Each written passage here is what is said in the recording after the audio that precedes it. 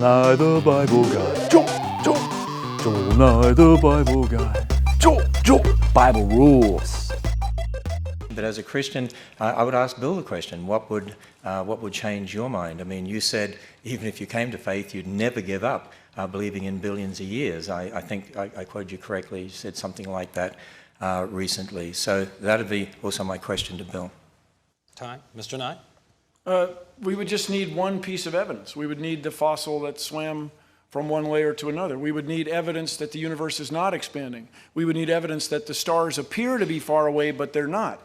We would need evidence that rock layers can somehow form in just 4,000 years instead of the extraordinary amount. We would need evidence that somehow you can reset atomic clocks and keep neutrons from becoming protons. You bring on any of those things and you would change me immediately. So Bill, you said that if we can find one animal that swam through the layers of evolution, that you would recant your theory, that you would become a believer. Well, I hope you'll keep your word, because I found not one but two. Yes, two animals that have swam through evolutionists' line of where they should be. The first one is a coelacanth. The coelacanth is a fish that was supposed to be prehistoric. It looks like it should be prehistoric. It's an ugly looking fish. But it's supposed to, back fins are supposed to be back legs, and it's supposed to be the link in the chain to mammals. And it's supposed to have occurred 73 million years ago in these rocks. And that's how old they're supposed to be, and we're not supposed to have any more. We don't have any more in all the other layers. Well, we got pictures of them that are still alive today. These layers of rocks really aren't 73 million years old, or else they should be in all those layers of rock. Or we got the trilobite, even older. I mean, these are little guys. You can see some pictures of them here. These little creatures were supposed to be 650 million years old, back in the Cambrian era. I mean, there's no way they could have swam through all the layers of rock. There's no way they could be alive today, but guess what? We found them alive today. How is that possible? How could they? Why don't we find them in all the layers of rock? Well, because those layers of rock aren't really millions and millions of years old. And so I know it takes a big man to admit when he's wrong, and I hope you're that big man, Bill. I hope you've seen the truth. It should totally destroy the whole evolutionary chain and mess everything up. But hopefully you'll see the truth. Let's talk about the balance of the Earth, okay? The Earth is in perfect balance. If we were 1 degree closer to the sun, we'd all burn up. If we were 1 degree farther away from the sun, we'd all freeze. So our planet is at the perfect distance away from the sun. There's also the oxygen cycle. See, plants give off oxygen that we need to breathe, and we give off carbon dioxide that they need to breathe.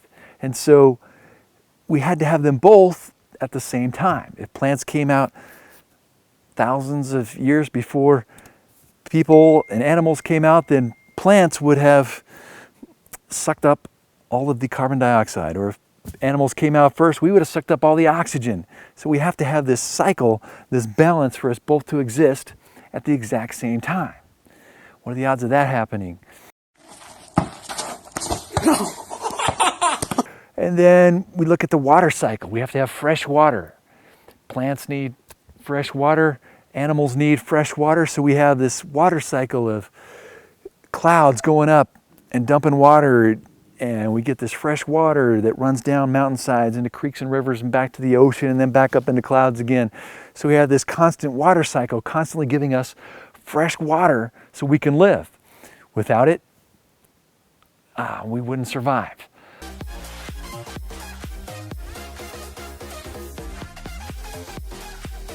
Let's look at the food chain, okay?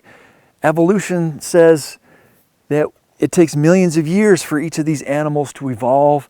And so the first animals that crawled up onto land, if they started eating all these plants, all the plants would be gone. And there would be nothing to stop these little animals from eating up all the plants. But so we had to have bigger animals eat the smaller animals, so they didn't get out of control. So we have to have this food chain. We have to have this perfect balance in the food chain so that we have animals that eat plants as well as animals that eat other animals. So we have to have both at the same time so they don't get all eaten up. So we have this nice balance. So we have this perfect balance in the universe.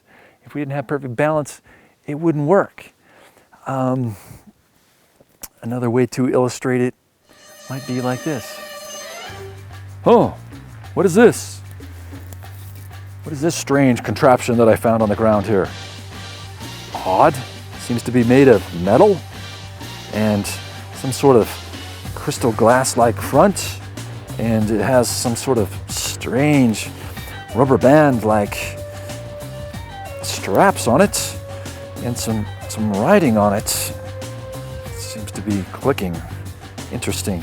So, I wonder how this was formed. Oh, I know, I have a theory. My theory is volcanic action must have come across this metal and formed it in this perfect circular shape, and it must have also rubbed through a rubber tree, and that's why the rubber's flat here, as the other rock came across it. Perfect. And well, that must have been sand that was struck by lightning, because that's how glass is formed. So it must have been struck into this perfect circle here to create this watch. I can't quite figure out how the writing got there, or why it seems to always have the same time or number on it whenever I get up in the morning, but I'm sure I'll come up with another theory for that. I'm sure it's just perfectly logical explanation. I'm sure nobody created this thing. I'm sure it was perfectly natural science that this thing came about. So science explains everything, I'm sure. Yes, I'm positive of that. I want to talk about the geologic column. So evolutionists have come up with this geologic column where the oldest layers are hundreds and hundreds of millions of years old, and they each get, 100 million years less old or whatever as they get closer and closer to the top layer. Kind of an interesting theory, except for the fact that there's no geologic column found anywhere on the Earth. Where we should find it is in the Grand Canyon. The Grand Canyon is dug incredibly deep, thousands of feet deep. You can find all kinds of layers in the Grand Canyon, and yet these 10 layers aren't found in the Grand Canyon. In fact, they've only found 5 of the 10 layers in the Grand Canyon, and one of them's even out of order. So it doesn't make any sense to me why you would believe in something that never even really seen before. That's blind faith, and so it's hard to have that kind of blind faith. But on top of that, we have found pictures of trees that have been found petrified, standing straight up in layers and layers of rock. Now, the average tree that dies stands up for 20 years maybe before it falls over. Okay, the average tree cannot stand for millions of years before it falls over. So if there's layers of rock around it, then it can't be. There's no way a tree could survive for millions of years in layers of rock. Can't happen. All right, back with you here, Joel Nye, the Bible guy. Good to see you. We got looking at science and what is the truth about science in creation versus evolution. So let's look at science today. Let's look at amino acids. Amino acids are the building blocks that make up the proteins that we're made up of. If we don't have amino acids, we don't have people. And these amino acids, they're made up of essential and non-essential amino acids. So what we're going to do, we're going to look at these different amino acids, and we find that the essential amino acids are only found in foods. They're found maybe in plants and some animals that we eat, but not all the amino acids that we need to make up a person are found in foods. And they're not all found in minerals. In fact, the non-essential amino acids are only found in other living beings. if they're only found in other living beings, do you know what that means? It means there must have been a person here that it all started from. Because I came from my dad, who came from his dad, who came from his dad, and we all go back, but there had to be a person to begin with, because no matter how many minerals you mix up and how many plants you mix up, you'll never get the right combination for amino acids to work to create somebody, because they're not out there. They're only in here. And so we have to have life coming from life. It's the only way it works. Scientifically, it's proven that. I want to talk about Charles Darwin. Charles Darwin came up with this theory of evolution. He's the one that started it all. And what he did was he studied some birds in the Galapagos Islands, and he looked at their beaks, and he noticed that some of their beaks were a little bit different, and then they had changed a little bit. And so from this change in these birds' beaks, he thought, well, birds change over time, and so therefore all animals must change over time. And so we have this, so he came up with this theory that, that's where it all came from. We all came from animals that start out small, and they slowly evolve into bigger and more complex animals. But what I see when I see changing beaks is I see something called adaptation. Birds can adapt to their environment. If they need a different type of beak to grab different types of seeds a little bit, their beak might change a little bit. Or, you know what, my skin is actually adapted right now. It's summertime, and my skin has gotten darker. And it does this natural adaptation to help it not burn. And so it helps me survive longer and not get skin cancer. And so we have this natural adaptation ourselves. It happens all the time. So to take adaptation and to say that constitutes evolution, wow, that's a big stretch. It's a big stretch, especially when we look at all the other problems that we have. And even Darwin started looking at his own theory later in life, and he realized that, this all would have had to take millions and millions of years. And he looked at, probably the fossil records and the problems there, and he actually recanted on his own theory, saying that, yeah, it really couldn't have happened. And so that is your founder of evolution. So the evolutionist theory also has to come upon other theories for it to work. We already talked about the Big Bang theory. Well, another theory is, how did life first begin, that first cell? Where did that first cell first come from? Well, I guess the best theory that I've heard from them is that lightning came down and struck a puddle, and somehow the first cell popped out of that. We got a video of lightning hitting a tree, and as you see this video of this lightning destroying this tree, how can that possibly bring life? Okay, lightning brings death and destruction. It doesn't bring life. If lightning were to hit this pond, everything in the pond would be destroyed. Okay, it's impossible, and yet they want to say that's where life came from. So all these theories of evolution are based on other theories, which are based on other theories, and so they have to keep coming up with more and more theories to make it all work, to make it all possible. And so if I disprove anything from them today, they're going to go, oh, well, we'll just come up with another theory. Okay? Why don't we just believe the truth? You and I are descendants of Martians. Okay, That and is not crazy. And that's not crazy? Is it crazy that you and I are descendants of Adam and Eve?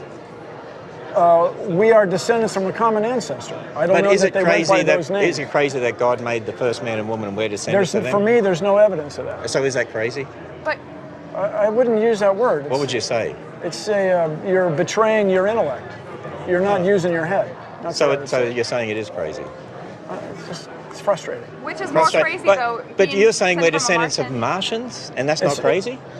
I say it is not crazy. It's extraordinary, but not crazy. Okay, and so- we have a so process where are by the- which we can prove that. Prove, That's what's so exciting. Prove that we're Bill, I want you to do that for all these young people. Prove that we're descendants from Martians. I can't prove that right now. All right, so we just heard from Bill Nye, and looks like he believes we came from Martians. I don't know about that, Bill, but that sounds really crazy to me. You know, Martians, there's not even life that we found on Mars. That sounds like more incredible blind faith there to me. Another theory for your theories. Is mind-boggling to me to believe in something like Martians when, you know, you would think we would at least have maybe seen a Martian. You'd think at least maybe Mars was inhabitable. Mars isn't inhabitable. Life can't exist on Mars scientifically. So to say that we came from a planet that life can't even exist on, that doesn't make sense to me.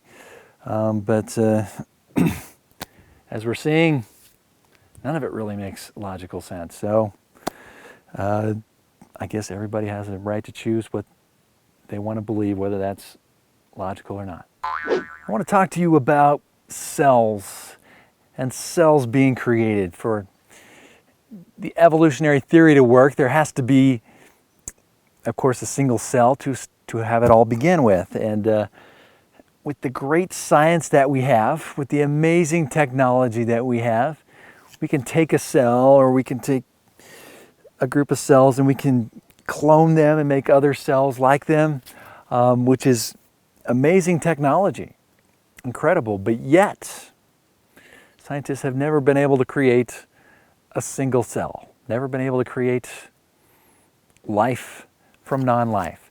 With all the technology that we have, we should be able to do it if it were possible, but the cell is so complex, and life is so complex that, you know, you just can't create or life from non-life. Since you can't create life from non-life, scientists can't breathe life into something. They can't make it happen. We've already talked about amino acids and how we need enough of those to make life and cells to function, and so it can't happen. One more proof, you just can't create life. Only God can. So today we looked at the balance of the earth and how that can all be possible with the sun and the earth being the right distance apart from each other. We looked at the air cycle, the perfect balance there. We looked at the water cycle, the perfect balance there. We looked at the food chain, the perfect balance there. We looked at how this geologic column is nowhere to be found in the world and doesn't make sense, especially when you have trees growing through the geologic column. We have animals that swam through their evolutionary chain and are alive today. We have illogical theories of we all came from lightning, we all came from Mars, Martians, you know, it just doesn't make sense to me. You know, the science goes against scientific laws that we showed in the first video. We've got it going against mathematics. It doesn't make sense how they date things different years, how the odds are far, far, far in favor of believing in the Bible. There's just so much proof that it's just incredible. You know, we've got the biblical proof of the eyewitnesses that were there and saw the Creator, Jesus. It's so simple that even a child can believe it. It's not so complicated that you have to have a degree in science to understand it. Unfortunately, scientists were taught wrong. They were taught in their schools for years and years, and when we hear something for years and years and years, we tend to believe it. We tend to just accept it, because we've heard it over and over and over again, and we see it written in textbooks, and we see it written on placards of this is how the earth was formed all over the world. And so we just accept it, even though our science today has disproven it. Even though logically it doesn't make sense. Biblically, it doesn't make sense. Mathematically, it doesn't make sense. So are you going to follow the evolutionists and their blind faith into this atheism? Or are you going to follow God and the truth? You know, I'm certain about my faith. Without God, there's no hope. Your life is meaningless. It ends and it's over. But with God, there is hope. And there is a God, and there is great hope. And God loves you, wants a relationship with you. So if the evolutionists are right, there's no gain. But if the creationists are right, there's great gain. There's great reward in eternity in heaven, or eternal damnation in hell. And you know, I don't want anybody to go to hell. I want everybody to go to heaven. And so I hope your eyes have been opened. I hope the Holy Spirit pulls at your heart and leads you to a Bible-believing church, and leads you to reading the Bible and studying for yourself. And I hope you can see the truth, because that's really what it's all about. You know, it's fun to make fun of Bill Nye, but you know, really, I want Bill to know the truth. Really, I want Bill to accept the truth. I want everyone to really accept the truth. Not for my sake. I'm not getting anything out of it. Taking my time to show the truth. I don't get anything out of this, but